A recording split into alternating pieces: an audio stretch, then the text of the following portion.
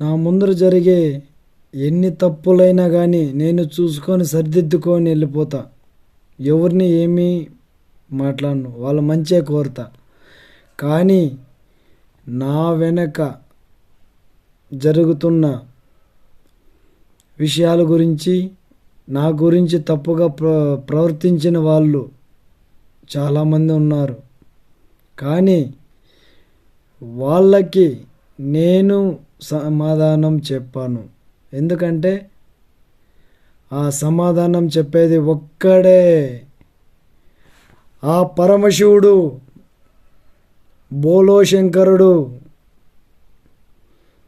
చూస్తూనే ఉంటాడు, మన వెనక జరిగే ప్రతి ఒక్క విషయాన్ని గమనిస్తూనే ఉంటాడు.